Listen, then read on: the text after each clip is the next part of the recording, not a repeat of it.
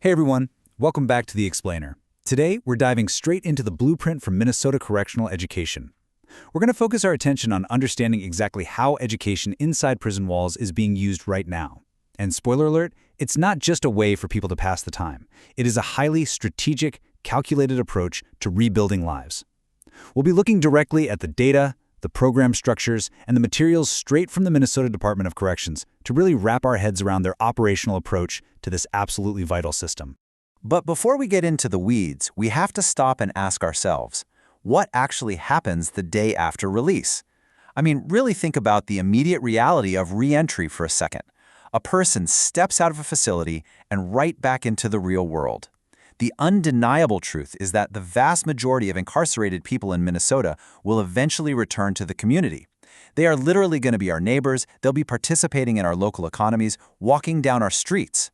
So we really have to consider what kind of tools they are equipped with when that day finally comes. All right, let's jump into Section 1, the reentry reality, moving from punishment to preparation. To really get this blueprint, we kind of have to reframe how we traditionally view prisons. Because as we just established, most incarcerated people will eventually return to the community. And since people are coming back, equipping them with the right tools makes long-term public safety and community stability everyone's business. This isn't just an internal prison issue hidden behind a wall. It matters deeply to all of us. It matters to the taxpayers funding the system, to employers who are desperate for a reliable workforce, and of course to the families hoping for a stable environment when their loved ones come home. The Minnesota Department of Corrections actually hits the nail on the head with how they define their core philosophy. They say educational programming in jails and prisons is more than a service. It is a practical re-entry strategy. Notice that phrasing. In a system that is increasingly focused on rehabilitation, education isn't viewed as just some optional perk. It is a functional, vital tool used by the state to facilitate successful re-entry. It represents a massive shift from just holding individuals to actively preparing them for their release. And they are definitely putting resources behind this. Looking ahead to fiscal year 2026, the Minnesota DOC budget includes a dedicated education allocation. This is concrete proof that education isn't just a passing initiative or a buzzword, it's a sustained operational priority. The state is putting serious, long-term financial backing behind this reentry strategy. By dedicating specific budget lines to education in 2026, the DOC is signaling loud and clear that the classroom is a permanent, essential fixture of the broader correctional infrastructure. Moving right along to Section 2, inside the prison classroom, building the foundation. Let's look at how this educational pipeline is actually designed from the ground up. So it's basically a logical upward trajectory of learning. It's like a three-step ladder. Step 1 tackles adult basic education. That is focusing entirely on fundamental literacy and numeracy for adults who didn't finish school before their incarceration. Once that foundation is solid, Step 2 moves them into GED and high school completion pathways, getting everyone to that baseline standard. And finally, Step 3 bridges the gap to the outside world with career and employability skills. So you can see how this structured approach guides a person all the way from basic reading and math right up to actual practical job readiness. Now here is a massive baseline guarantee from the DOC.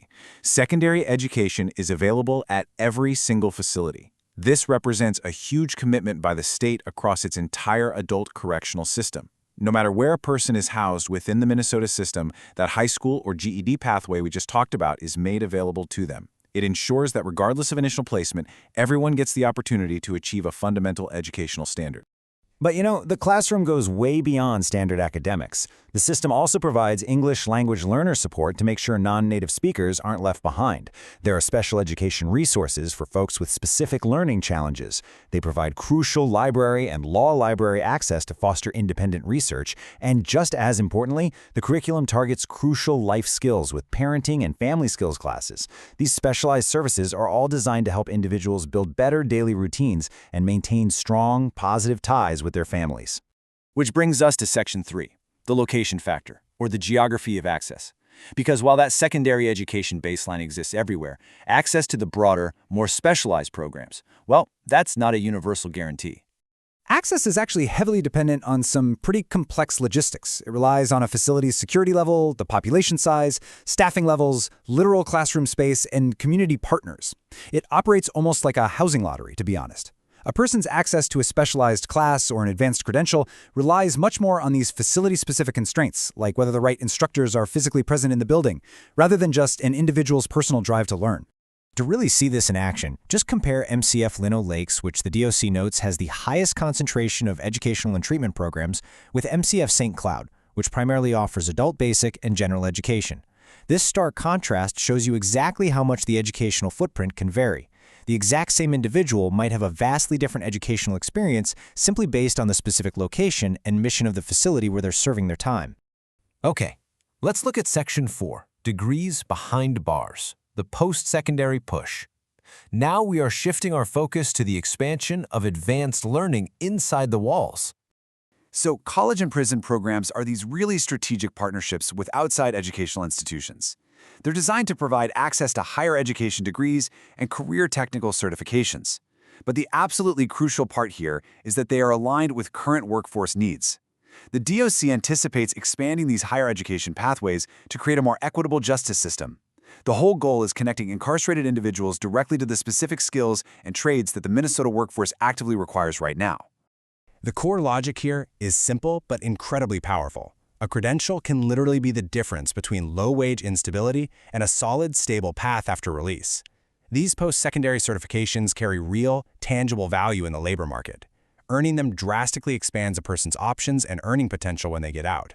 In today's economy, more skills simply mean more options, which helps break the cycle of poverty and seriously reduces the likelihood of returning to crime just to make ends meet.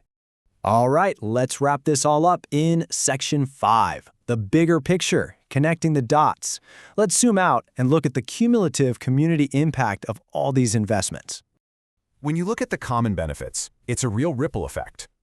We see improved adult literacy that totally changes how individuals interact with the world, and diplomas that unlock baseline employment.